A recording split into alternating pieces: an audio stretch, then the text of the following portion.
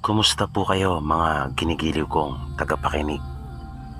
Muli po ay narito tayo para sa isa na namang kwento ng kababalaghan. At tulad po ng dati ay hangad ko pong lagi na sana'y abutan po kayo ng pagtatanghal na ito na nasa mabuti pong kalagayan, ligtas sa anumang uri ng kapamakan at karamdaman.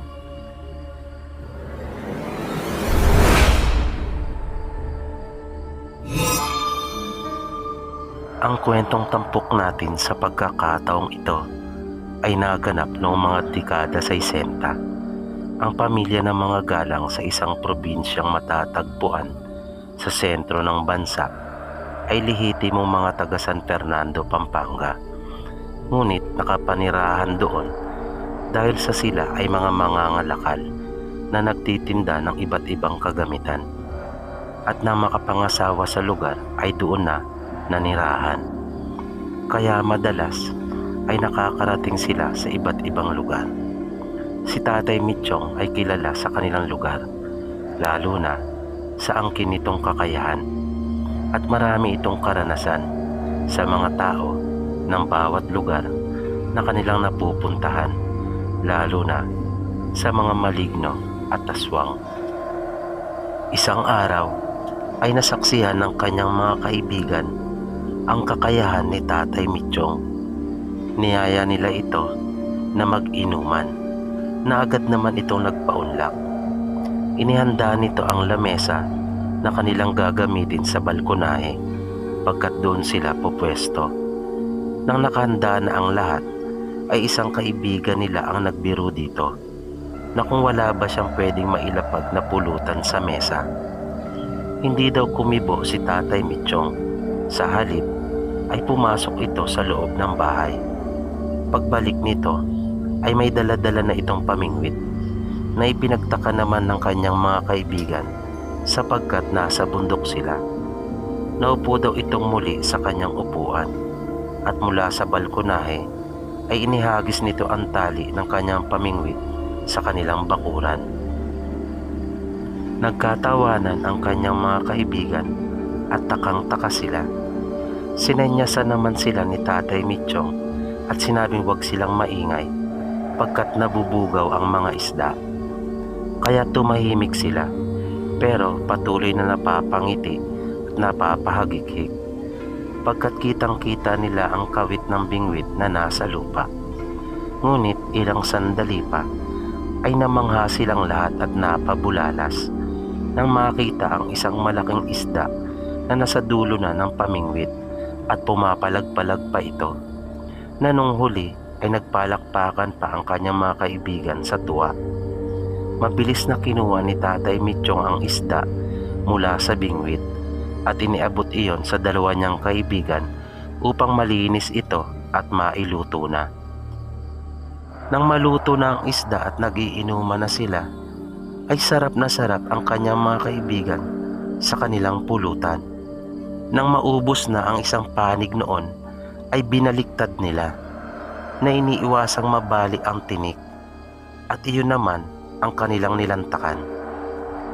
At nang maubos na muli ang bahaging iyon ng isda, ay laking gulat nila nang baliktaring muli iyon ni Tatay Mitchong, at nakita nila na nagkaroon uli ito ng laman. Ang kanina'y wala at ubos ng bahaging iyon. Hangang-hanga sila sa kakayahan ni Tatay Mitchong at pakiramdam nila ay nabubusog din sila. Marami pang mga kakayahan si Tatay Mitchong na nasaksihan ng kanyang mga kaibigan at mga kaanak. Nakita na rin nila ito minsan na tumutungtong sa dulo ng kugon na kung iisipin ay kaya niyang paangatin at palutangin ang kanyang sarili sa hangin.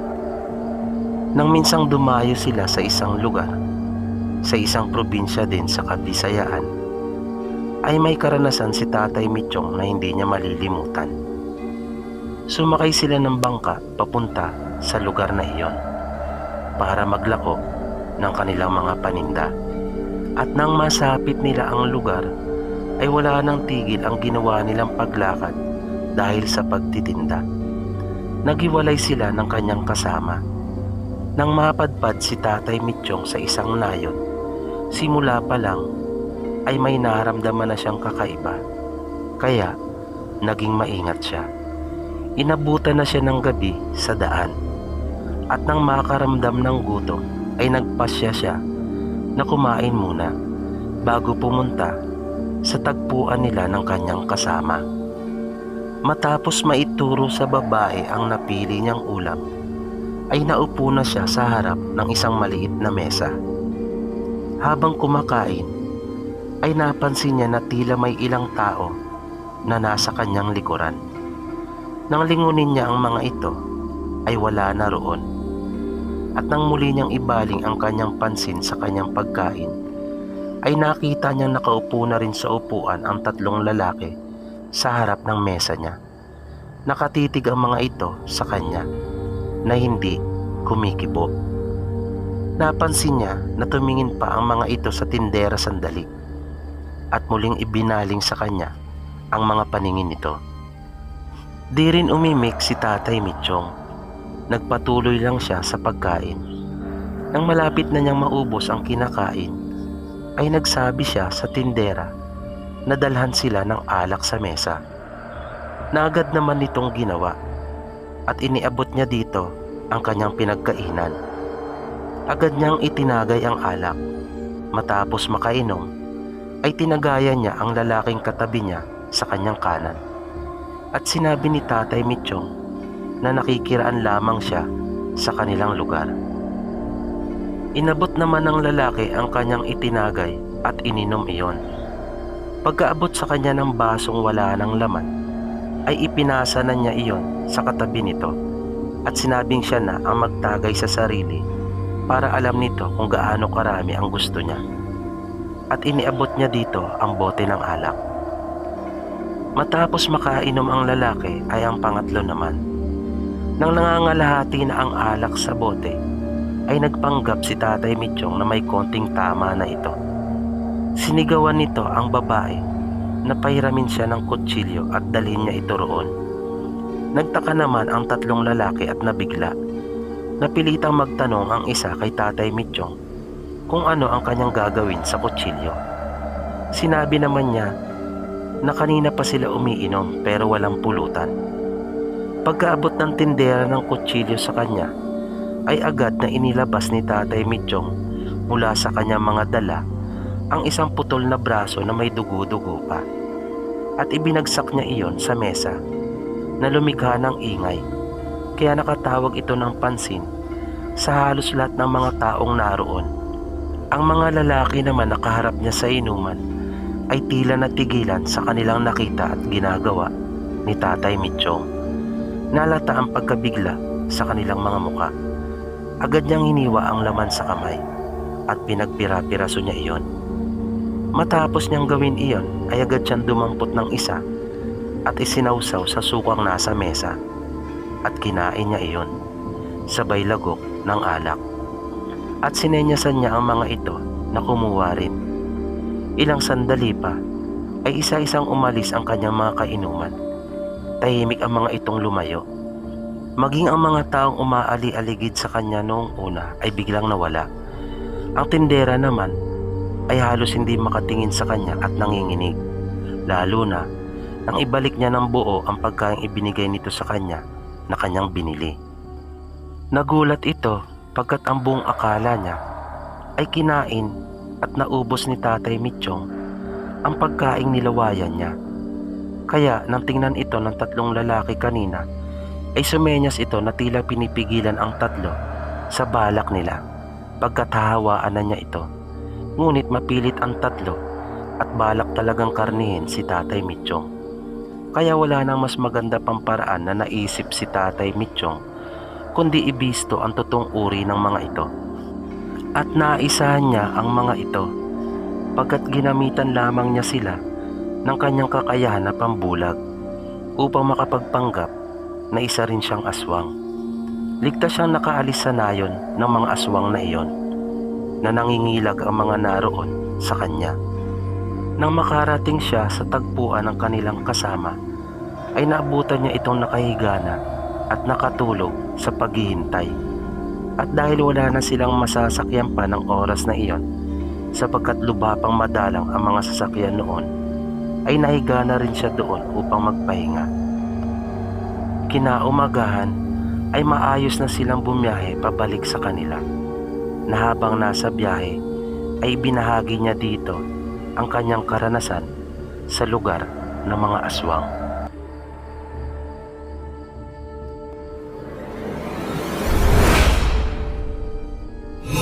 Magandang araw po sa inyo, Sir PB, at sa atin pong mga kasaging. Tawagin niyo na lang po ako sa pangalang Jeff. 32 taong gulang. Laking probinsya po ako. Pero na magkaroon ng pagkakataong makapagtrabaho sa Maynila, ay hindi po ako nagdalawang isip. May kahirapan po kasi ang pamumuhay sa aming probinsya. Simula po nang makaluwas ako, ay halos dito ko na po ginugol ang halos 15 taon ko. At paminsan-minsan na lang po ako nagbabakasyon sa amin. Marami na po akong napasukan na trabaho. At dahil doon, ay palipat-lipat din po ako ng tirahan. Kung saan-saan na po ako napadpad. Nasubukan ko na pong tumira ng ilang beses sa Quezon City. Ganon din po sa Bulacan at mga bayan ng Rizal. May mga 3 taon na rin po siguro ang nakalipas nang mangyari ang nakakakilabot kong karanasang iyon. Di ko na lang po babanggitin ang eksaktong lugar ng pinangyarihan dahil nakikita ko po sa mga komento na may mga nagagalit pag nababanggit ang kanilang lugar. Kahit pa nga di naman sinasabi doon na lahat ng taong nakatira ay aswang. At malinaw naman po na sa dami na po nang nagbahagi sa inyo ng kanilang mga karanasan, ay masasabi po nating talagang kalat ito at maaring mangyari at maranasan ng kahit na sino. Nang ako po ay mapatira sa isang lugar na ang kahalintulad po ay sa aming probinsya dahil na rin sa malawak na mga bakanteng lupa doon at maraming mga puno, gayon din ang mga halaman, ay nabawasan kahit paano ang aking pananabik sa aming lugar. Mabilis ako nagkaroon ng mga kaibigan at agad na napalapit sa aking mga kapitbahay. Ang mga bahay nga po pala doon ay hindi po magkakadikit. May mga espasyo po ito sa pagitan at hindi po ganong karami ang kabahayan. Sa aking inuupahan ay 3 bahay ang magkakalapit. Ang susunod na mga bahay ay medyo malayo na po sa amin. Mababait naman po ang aking mga katabing bahay. Doon po ako napadpad dahil na rin sa aking pinapasukang trabaho sa pabrika. Malapit po ito roon. Madalas po nawala ako sa araw dahil sa akin pong trabaho. 6:00 pasado pa lamang po ay umaalis na ako at hapon na kung umuwi. Malimit po ay binibigyan ako ng ulam ng aking pong 2 kapitbahay. Kaya kahit po mag-isa lang ako, ay pinasusobrahan ko rin ang niluluto ko na ulam pagkaminsan upang makapagbigay din ako sa kanila. Maayos naman po at tahimik ang aking naging pagtira doon. Nagumpisa lamang ang nakakakilabot na kababalagan sa aking buhay nung nagdadalang tao na ang isa kong kapitbahay na si Maris. Kakarating ko lamang noon mula sa palengke dahil minabuti ko na kasi na pagkalabas ko ng trabaho ay mamalengke na rin. Mga 7:00 na rin po siguro na mga oras na iyon at katatapos ko lang nalinisan ng isda na aking binili. Nang itatapon ko na sa labas ang bituka at hasa ng isda upang makain ng mga pusang gala doon, ay nagulat ako nang paglabas ko sa likurang pinto ng aking inuupahang bahay nang may makita po ako sa itaas ng bubong ng bahay nila Maris, na noong una po ay inakala kong malaking paniki lamang iyon, pagkat yung pakpak po kasi kaagad ang una kong napuna, na nakalalay po ito na nakapatong sa bubong. Mababa lang po kasi ang aming mga bahay doon at walang mga ikalawang palapag. Na mga oras po na iyon ay talagang halos di ako makapaniwala sa laki ng paniki na aking nakikita. Ang una ko pong naging aksyon ay bugawin iyon, kaya dumampot po ako ng bato at binato ko po iyon na may kasamang sigaw. Nalalo naman pong nagpasindak sa akin pagkat nang lumingon ito sa aking direksyon ay doon ko na lamang mali pala ako sa aking pag-aakala na isang malaking paniki lamang iyon. Dahil tao po ang mukha nito, yun nga lang ay kakaiba. Dahil may kahabaan po ang kanyang tenga na nang humarap po siya sa akin ay nakakadiri pong talaga ang bibig nito na puno ng likido na tingin ko ay laway niya iyon. Pero hindi po kasi yon katulad ng karaniwan nating laway. At hindi makakaligtas sa iyong paningin ang maliliit at masinsin ngunit matutulis na mga ngipin nito. Dahil kapansin-pansin po talaga iyon. Lalo na nang bagyan itong ibuka ang bibig bago tuluyang lumipad na palayo. Napalabas naman ng bahay si Maris at nanay nito dahil na rin sa pagkalabog ng kanilang bubong at sa lakas ng aking sigaw. Agad nila akong tinanong nang makita akong naroon sa labas. Sinabi ko na mayroong aswang sa kanilang bubungan na ikinabigla ng mga ito at ilang beses pa akong tinanong para kumpirmahin ang aking sinabi. Sinabi ko sa kanila na hindi ako pinaglalaruan ng aking mga mata at alam ko po kung ano talaga ang aking nakita. Kinilabutan naman sila Janice at napatanong pa ang mga ito kung ano ang marapat na gawin. Sinabi kong hindi ko rin alam dahil noon lamang ako nakaranas ng ganoon, na kahit laking probinsya ako ay tanging sa kwento ko lamang naririnig ang mga tungkol dito. Matapos ang maikling pag-uusap naming iyon ay pumasok na rin ako sa bahay. Hindi maalis sa isip ko ang aking nakita na sa tuwing maalaala ko iyon ay nagpapabilis sa tibok ng aking puso. Matapos kong kumain ng hapunan ay hindi ko na nagawang manood pa ng telebisyon. Parang nawalan ako ng gana, kaya nahiga na ako. Ngunit sa tuwing ipipikit ko ang aking mga mata ay bumabalik ang nakakatakot na alaalang iyon. Ang tagal bago ako nakatulog. Di ko tiyak kung mga ilang oras na akong tulog na mga sandaling iyon. Napagising ako dahil na rin sa may naramdaman akong impit na ingay na mga pagkaluskos. Nang mapasulip ako sa atip ng bahay kung saan naroon ang aking mga sinampay na damit na isang linggo ko po yatang labahin iyon, ay tila mayroong mali, na mayroong kakaiba.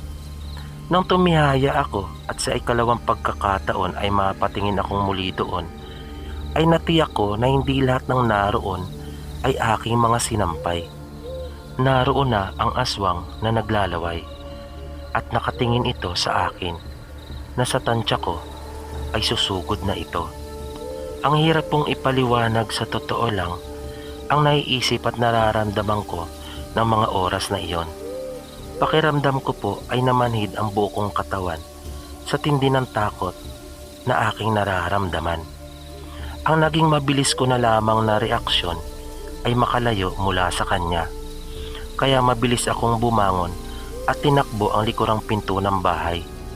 Sa sobrang takot na nararamdaman ko at pagmamadali ay hindi ko na naisip na nakalak pala iyon. Basta dire-diretso ako at nawasak ang aking pinto na nang makalabas ako ay medyo madilim pa. Nagsisigaw ako na humihingi ng tulong at paulit-ulit kong sinisigaw ang katagang aswang. Lumabas ang mga tao sa katabing bahay ko. Ang una kong nakita ay ang asawa ni Maris at sinundan ito na mag-asawa sa isa pang bahay na bumalik pa nga ang lalaki sa kanila upang kumuha ng itak. Nang pumasok kami sa bahay ay wala na ito doon. Kahit nang puntahan namin ang harapan ng bahay ko kung saan ko hinihinalang pumasok ito ay hindi na namin pa ito naabutan. Nasabi ng isa kong katabing bahay na buti na lamang at may partisyon ang aking inuupahan na parang nagkaroon tuloy ito ng pasilyo Kaya hindi nito nagawang sundan ako at tuluyang atakihin dahil hindi ito magkakasya. Matapos ang insidenteng iyon, ilang araw lang ang lumipas, ay naging matunog naman ang bali-balita na may namataang aswang sa katabing barangay namin. Dahil doon ay nagkaroon na ng gabi-gabing pagronda ang mga tanod kasama ng mga nag-volunteer na mga taga roon.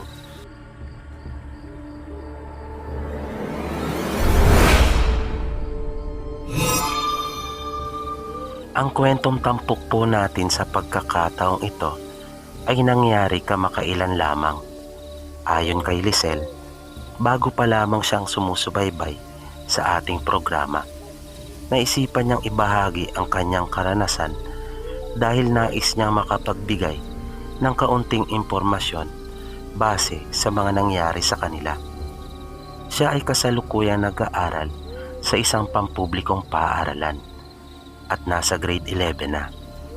Tahimik naman daw ang kanilang lugar, kaya hindi niya talaga akalaing mangyayari ang nakakatakot na karanasang iyon sa kanila ng kanyang ate.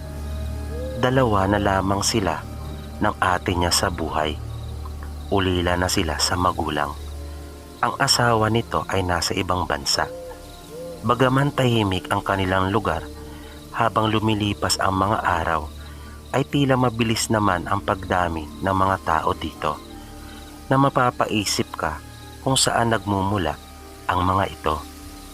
Nagsimula ang kababalaghan sa kanilang magkapatid nang minsang pauwi siya mula sa paaralan. Naabutan niya noon ang kanyang ate Ella na nagwawalis sa harapan ng kanilang bahay, na iniipon na nito ang mga tuyong dahon para sunugin. Nang bigla siyang napasigaw pagkat nakita niya ang imahe ng isang lalaki na nakasilip mula sa likod ng puno at nakamasid sa ate niya, na kung ilalarawan niya ito ay tila gigil ito habang may sinasabi. Ngunit wala siyang naririnig na boses mula rito, na nang pagkatapos niyang mapasigaw ay mabilis itong tumakbong palayo. Sa isang iglap ay mabilis nang nawala sa paningin niya na may pagkamesa pusa kung kumilos, na nang tanungin siya ng kanyang ate kung bakit siya napasigaw, ay sinabi niyang may lalaki na baliw na nasa likod ng puno na matagal na yata nakamasid sa kanya. Sinabi naman ng ate niya na wala naman siyang nakikita o nararamdaman, na kanina pa daw itong nagwawalis doon. Kaya nabuo sa isipan ni Lisel na hindi pala ito marahil nakikita ng kanyang ate, na ipinagtaka niya at nagdulot sa kanya ng kilabot. Ipinalarawan kay Lisel ng kanyang ate ang kanyang nakita. Sinabi niya na gulo-gulo ang buhok nito, na mapula ang mga mata, na dilat, habang may sinasabi ito na kumukumpas pa ang mga kamay sa hangin. Ngunit hindi malinaw ang itsura nito, tanging mga imahe lamang ang kanyang nakikita. At parang gutom na naglalaway habang nakatitig sa tiyan ng kanyang ate na noy 7 buwang buntis. Dagdag pa ni Lisel ay kapansin-pansin din di umano ang pangil nito na hindi pangkaraniwan ang haba.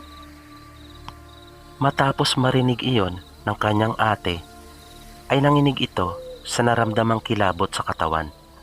Sabay sabing pasok na raw sila ng bahay at iwas-iwasan daw ang panonood ng kung ano-ano, na di pala naniwala sa kanya ang kanyang ate, at sarkastiko pala ang ipinakita nitong kunyari ay natatakot siya. Habang hawak siya ng kanyang ate sa braso papasok, ay panay naman ang sabi niya na totoo ang kanyang nakita at hindi siya gumagawa ng kwento. Sumang-ayon ang ate niya dito at sinabing naniniwala na siya at magmerienda na raw ito dahil mukhang gutom na.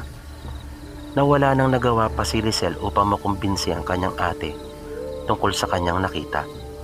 Ngunit simula daw noon, ayon kay Lisel, ay halos ginabi-gabi na raw ang ginawang pang-aswang sa kanyang ate, na kadalasan ay maghahating gabi ito kung bumisita. Kinagabihan nung araw din na iyon ay naunang nakatulog si Lisel, habang ang kanyang ate ay abala na nilalagyan ng asin at bawang ang bawat sulok ng kanilang bahay. sapagkat naniniwala naman talaga ito kay Lisel. Nagkunyari lamang siya na hindi at kunwa ay baliwala lang ang lahat ng iyon sa kanya, pagkat ayaw niya mag-alala ang kanyang kapatid dahil na rin sa kanyang kalagayan. Bata pa lamang si Lisel ay makailang beses na niyang napansin ang kakaibang kakayahan nito, at nang sabihin niya iyon sa kanilang mga magulang nung nabubuhay pa ang mga ito, ay sinabi nilang may kakayahang makakita ang kanyang kapatid ng mga hindi nakikita ng karaniwang tao. Maya-maya ay biglang nakarinig si Ella ng mga mahinang kaluskos sa gilid ng kanilang bahay. At dahil sa may kinakatakutan na siya, ay hindi niya iyon binaliwala.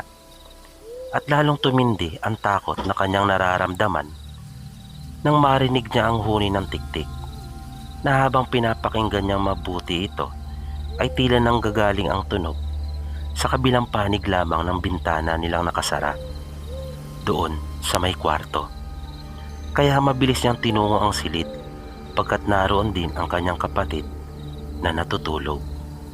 Nang nasa pinto na siya ay nagulat siya na makita niya ang kanyang kapatid na nakaupo na ito sa higaan at nakaharap ito sa bintana. Nilapitan niya kaagad at hinawakan sa magkabilang balikat ang kanyang kapatid. Sinabi sa kanya ni Lisel sa mahinang boses na nandyan siya ate, takam na takam at naglalaway, na hindi nito inaalis ang paningin sa bintanang nakasara. Mabilis na bumalik naman ng kusina si Ella na kinuha ang asin at bawang. Maingat niyang inilagay iyon sa pasamano ng bintana, na iniiwasan pa rin nilang lumikha ng anumang ingay. Ilang sandali pa ay naririnig nila ang tunog na nililikha nito, na nagpipilit na isinisiksik ang kamay sa siwang ng bintana, at narinig nila ang tila pag-ungal nito ng mamuwersa at agresibong gusto talagang mabuksan ang nakapinid nilang bintana. Kaya agad na hinawakan ni Ella ang kapatid sa kamay at bahagyang hinila upang sumunod sa kanya. Lumabas na sila ng kwarto at nagpunta sila sa pinakasala ng kanilang bahay. Mabilis na dinampot ni Ella ang isang gomang tsinelas ng kapatid na nasa sahig. Binuksan niya ang kanilang kalan at pinadingas niya iyon. Nang nag-aapoy na ito, ay mabilis niyang kinuha ang stainless na plangganita at ginamit na pansalo iyon sa nooy nagliliyab ng goma. Agad siyang bumalik sa kwarto at inilapit doon ang nasusunog na goma, na lumikha ng napakaitim na usok at mabahong amoy. Kasunod noon ay narinig nila ang galit na tunog sa kabila ng dingding, na hinampas pa nito iyon ng malakas bago tuluyang nawala. Nang sumunod na araw, pagdating niya sa kanilang bahay, ay naabutan niya ang kanyang ate na nasa loob ng kanilang bahay. Iniwasan nitong lumabas pa ng madalas dahil na rin sa sunod-sunod na mga pangyayari na malinaw na sa kanila na inaaswang si Ella. Kinagabihan, matapos ni Lisel gawin ang kanyang mga kailangan sa paaralan, ay nagpasya na siyang matulog. Nasa kwarto na nila ang kanyang ate ng mga oras na iyon. Bago siya dumiretso sa kanilang silid, ay dumaan muna siya sa banyo upang maghilamos. Pagpasok niya ay agad niyang binuksan ang ilaw. Nagulat siya at agad na napasigaw, pagkat kitang-kita niya ang dalawang kamay na nakakapit sa loob ng pader sa itaas mula sa labas. Pagkat may awang iyon, na bahagyang nakaangat ang bubong dahil sa walang kisame. Agad namang napabalikwas ang kanyang ate at mabilis siyang pinuntahan nito, na siya naman ay nanatili lamang na nakatayo dahil sa takot at pagkabigla. Maya-maya ay nakarinig sila ng sunod-sunod na katok sa kanilang pintuan. Tinanong muna nila kung sino iyon. Nalaman nilang ilang mga kapitbahay pala na nais sumaklolo nang marinig ang malakas na sigaw ni Lisel. Nang mag-usisa ang mga ito, ay agad nilang sinabi ang mga nangyayari sa kanila. Nang marinig ng mga kapitbahay ang dahilan ng pagsigaw ng dalaga, ay sinubukan pa nilang puntahan iyon sa likod bahay, ngunit wala na ito doon. Ang iba ay may haka-haka na baka may masama lamang balak sa dalaga na silipan ito. Ngunit sinabi ni Lisel na kung iyon ang pakay nito, ay wala namang kasiguraduhan na magbabanyo siya ng mga oras na iyon pagkat gabi na napakatyaga naman niya maghintay doon kung yun lang talaga ang dahilan. Dagdag pa ni Lisel ay kakaiba ang mga kamay nito, na medyo naguguluhan pa nga siya ng kanya iyong ilarawan, na ayon sa kanya ay makikita mo ang malalaking ugat nito na bumubukol, at di hamak na mas malaki daw ang mga kamay nito kaysa sa karaniwang tao. Saad naman ng ate niyang si Ella ay nagsimula lamang naman ang mga ito noong siya ay buntis na. Noon naman daw ay wala silang nararanasang ganoon. Maya-maya ay dumating ang isang lalaki at sinabing kanyang ipagbibigay alam sa kapitan upang magkaroon ng regular na pagroronda sa kanilang lugar, na isa pala iyon sa mga barangay kagawad sa kanila. Nang sumunod na gabi ay nagkaroon na nga ng mga rumorondang tanod, ngunit kabaliktaran ng kanilang inaasahan na hindi na nila mararamdaman pa ang aswang, ay nagpatuloy ang panggagambala nito sa kanila. Pagkat ng gabi ding iyon ay dumaing ang ate niya sa kanya at sinabing sumasakit ang tiyan nito. At nang isasara na ni Lisel ang kanilang bintana, ay napasigaw siya nang makitang naroon ang isang malaking pusa na kulay itim. Kaya mabilis na niyang ipininid iyon. Inutusan siya ng kanyang ate Ella na sunugin muli ang natira sa kanyang tsinelas na goma. At nang pumailan lang na nga ang usok nito, di nagtagal ay humupa na ang pananakit ng tiyan ng kanyang ate. At nang silipin niya sa bintana ay wala na roon ang pusa. Ngunit nag-aalala talaga sila dahil sa ayaw lubayan ang ipinagdadalang tao ng kanyang ate Ella. Bago sila natulog ay nanalangin sila. Humingi sila ng patnubay at gabay. Nang sumunod na gabi ay hindi nila naramdaman ang presensya ng aswang, na nakapagpagaan naman ng kanilang kalooban at laking pasasalamat nila. Kinaumagahan ay matunog ang usap-usapan ukol sa pagkamatay ng barangay kagawad na siyang nagmungkahi na magkaroon ng pagroronda. Binaril daw ito ng mga bandang 9:00 ng gabi ng dalawang lalaking sakay ng motorsiklo, na tinadtad daw ito ng bala, ngunit nagawa pa rin maisugod sa paggamutan at kaninang madaling araw lamang binawian ng buhay. Simula noon hanggang sa makapanganak na ang kanyang ate Ella ay hindi na nila naramdaman pang muli ang aswang, kaya napatunayan nilang minsan pa kung gaano kabisa talaga ang pananalangin.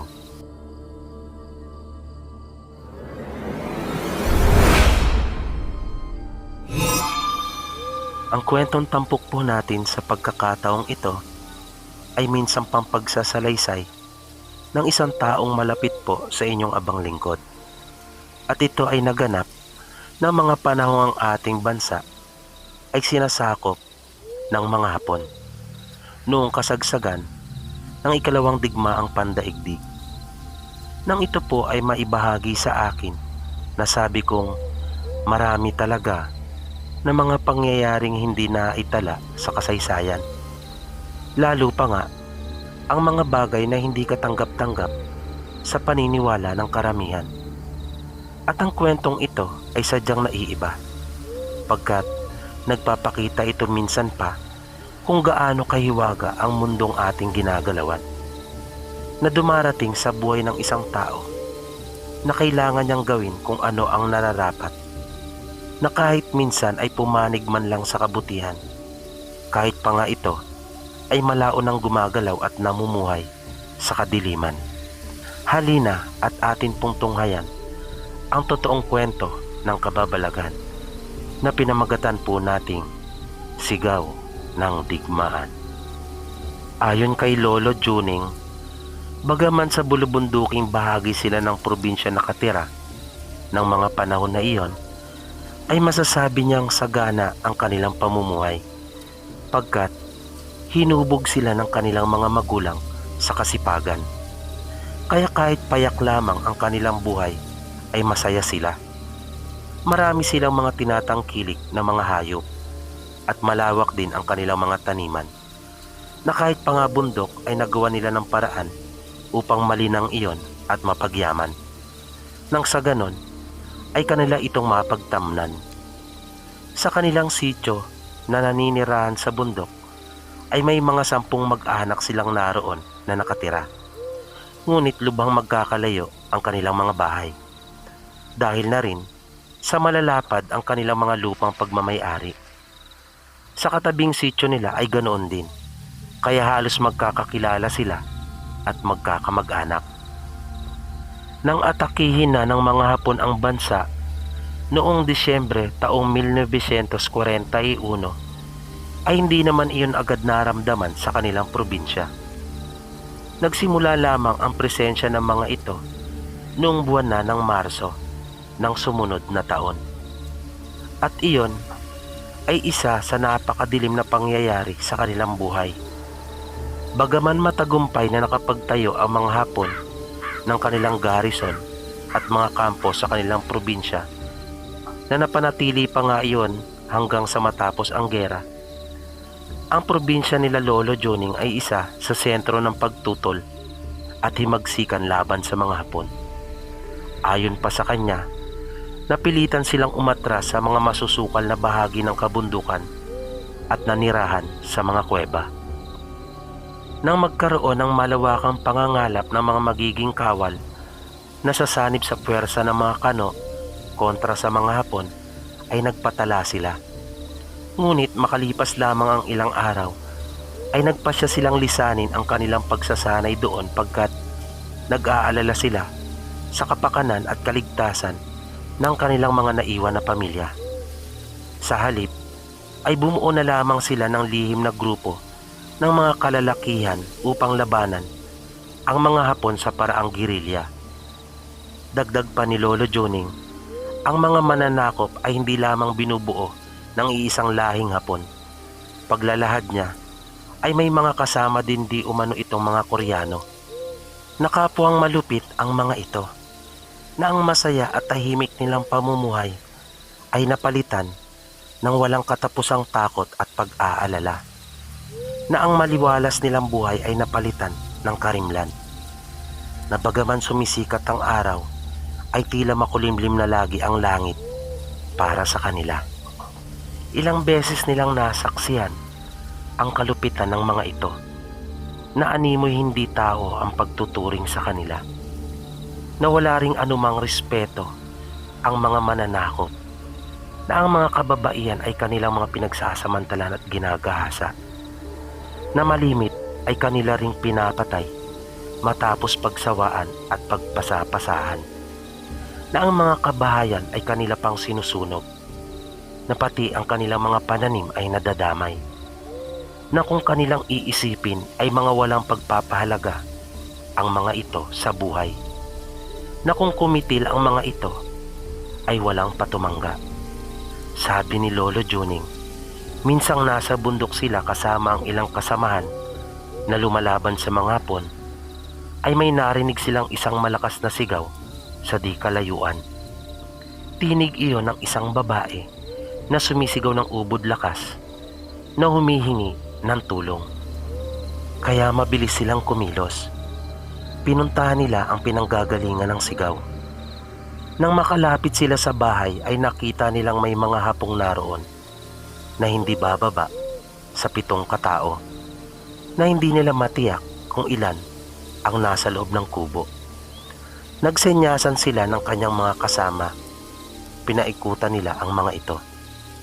Patuloy nilang naririnig ang nakakakilabot na sigaw ng babae sa loob na humihingi ng saklolo.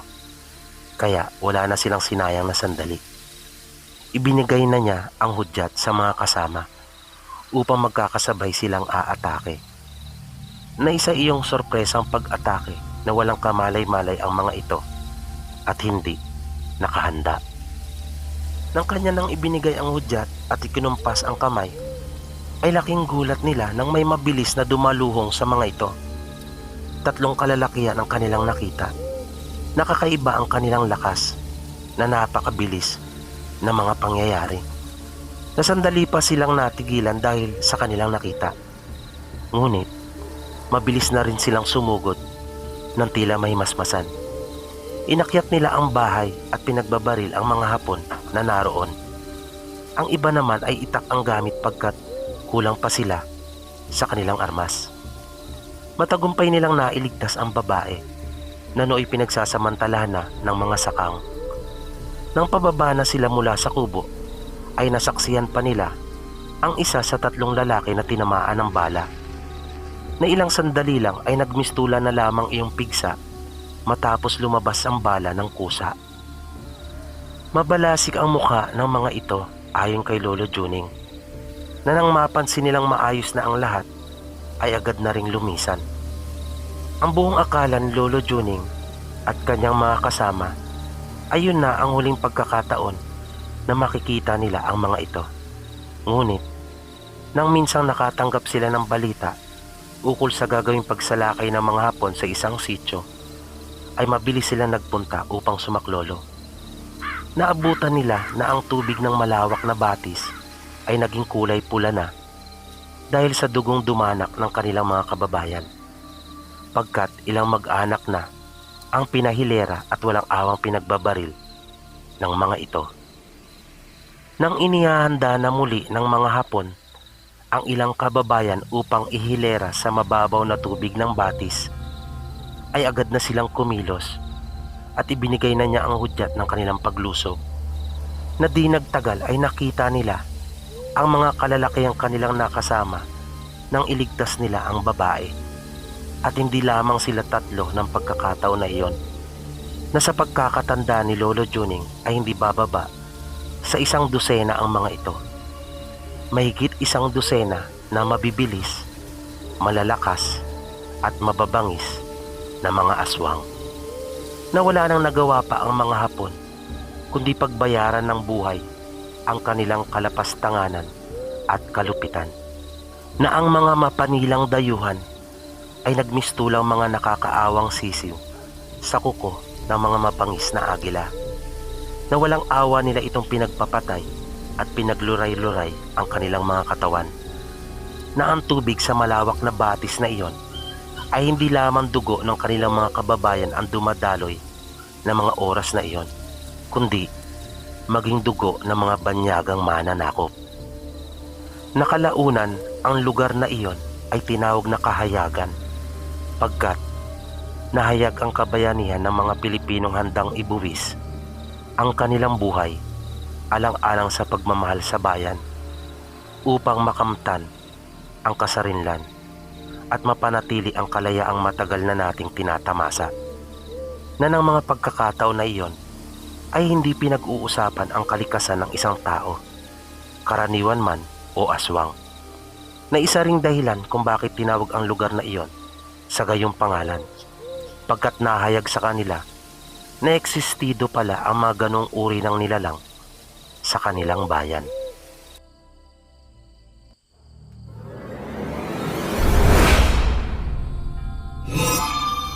Magandang araw po sa iyo, Sir PB, at sa lahat po ng inyong tagapakinig. Itago nyo na lamang po ako sa pangalang Marie. Kasalukuyan po ako nakatira ngayon dito sa Floodway, pero laking probinsya din po ako, na hindi ko na po babanggitin ang pangalan ng aming lugar. Pero kilala po ito pagdating sa mga kababalagan at aswang. Marami po ang nagagalit kapag nababanggit ang lugar namin sa mga kwento. Pero may katotohanan naman pong lahat ito. Bata pa lamang po ako ay namulat na kami sa mga ganitong bagay, na inakala pa nga namin noon na baka ginagawang panakot lamang sa amin. Halos gabi-gabi ay naririnig namin ang aming mga magulang, lalo na ang aming lolo, tungkol sa iba't ibang kwento na may kinalaman dito. Lalo na kapag sila ay nag-iinuman ng tuba. Mahirap po ang buhay doon sa aming probinsya. Wala po kaming sariling lupa na sinasaka, na kahit nga po ang tinitirikan ng aming bahay ay pagmamay-ari po ng ibang tao. Ang ikinabubuhay po talaga namin noon ay ang pangunguma. Ito po ay ang pagtatrabaho sa ibang tao. Iba't ibang trabaho po ito.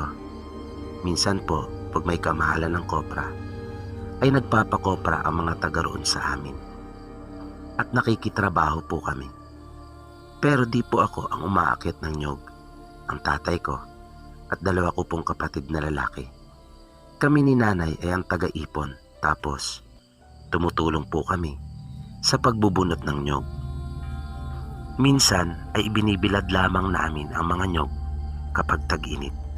Pero kapag maulan, ay gumagawa po kami ng tinatawag na tapahan para mabilis matuyo ang mga nyog, sapagkat pinapausukan po ito doon bago po namin iyon tatanggalin sa bao.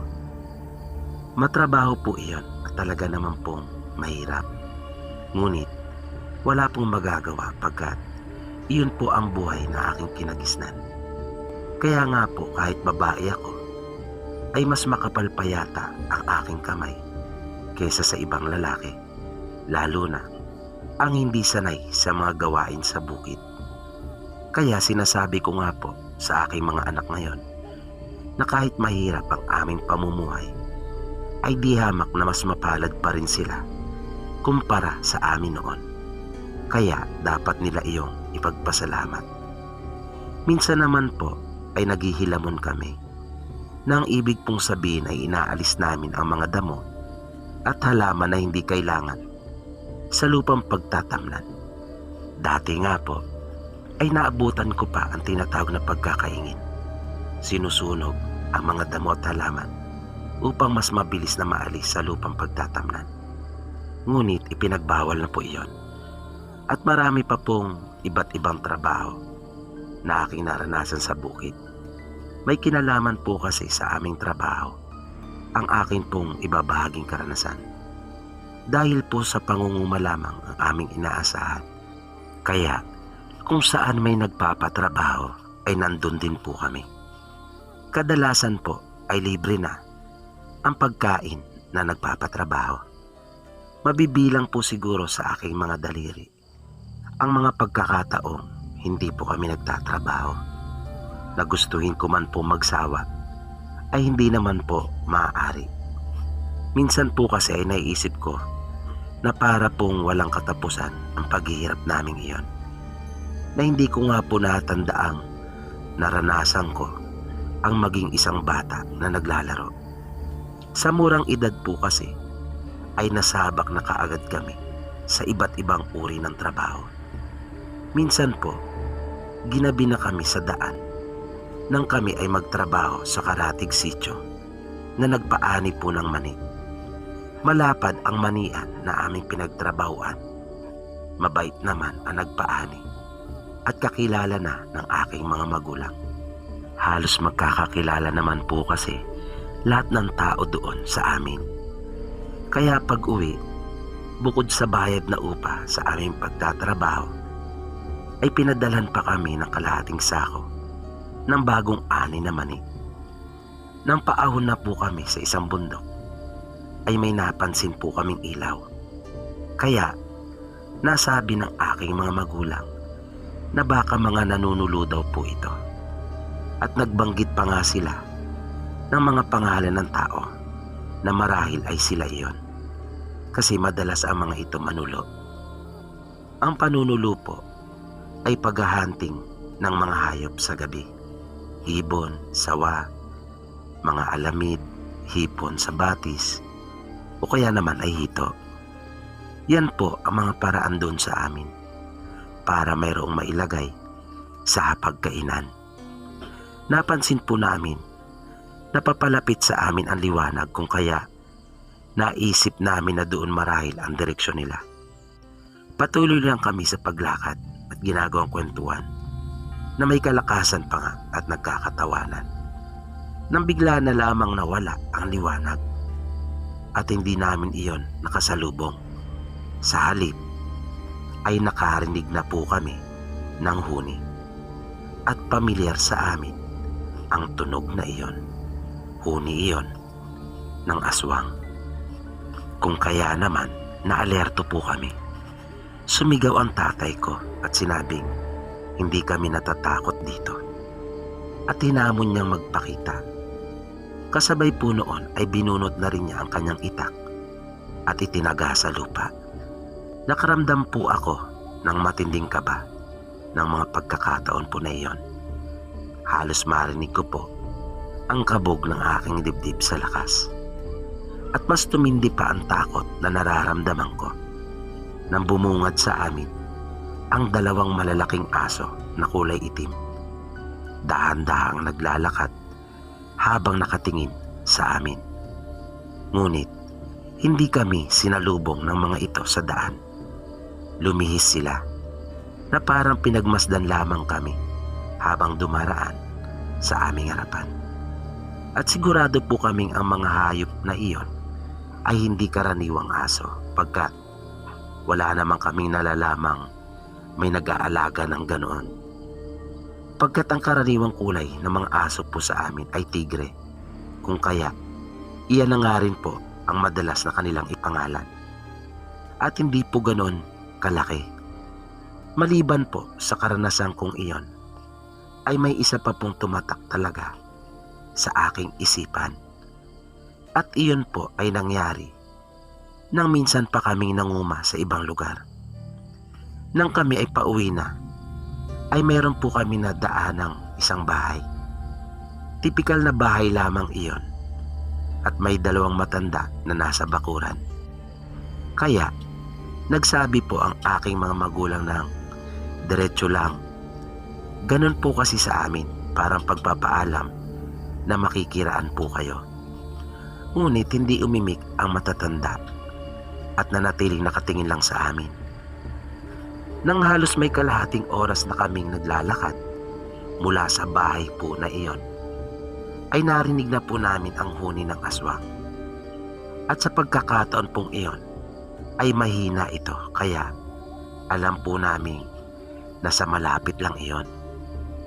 Agad na nagsabi ang tatay ko na nagmunot gali ka mo, na ang ibig sabihin po ay sumama pala kayo. At sinabi pang, base, kanon nyo kami hay, na ang ibig sabihin naman po ay, bakit kakainin nyo ba kami?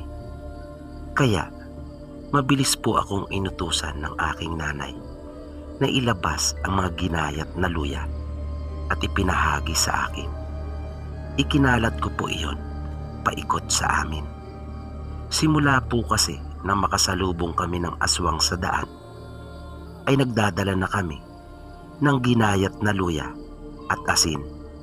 Kung noong una po ay aso ang nagpakita sa amin, sa pagkakataon po na iyon ay nasa anyong tao ang aming nakitang nasa may gilid ng daan. Ngunit kakaiba po ang balat nito, maitim at nangingintab po iyon, na ang buhok ay buwagag. Kaya inagisang ko rin po ng luya ang bahagi na iyon kung saan ko po namataan ang isa sa kanila, na naringgan pa namin ito ng tunog na tila nagalit. Medyo nabawasan na rin ang aking takot dahil na rin sa tatay ko, kasi talagang malakas po ang loob nito. Sa awa naman po ng Diyos ay hindi itinuloy ng dalawang aswang ang masama nilang plano sa amin. Sabi ng nanay ko, dahil na rin daw sa malakas ang dungan ng aking itay at hindi daw kami napailalim sa udom ng mga ito. Hanggang dito na lamang po, Sir PB. Sana po ay mapili nyo rin ang kwento ko pong ito at sana ay magustuhan ng ating mga kasaging. At dito po, pansamantalang nagtatapos ang kwentong itinampok po natin sa pagkakataong ito. Muli, sana po ay inyong nagustuhan at naway patuloy nyo pang subaybayan ang mga susunod pa po nating kwento dito lamang sa Mga totoong kwento ng kababalaghan. Nais ko rin pong samantalahin ang pagkakataon upang pasalamatan ang mga kababayan nating OFW at mga marino sa buong mundo. Gayon din ang ating mga silent listeners. Mabuhay po kayong lahat. Maraming salamat po at hanggang sa muli.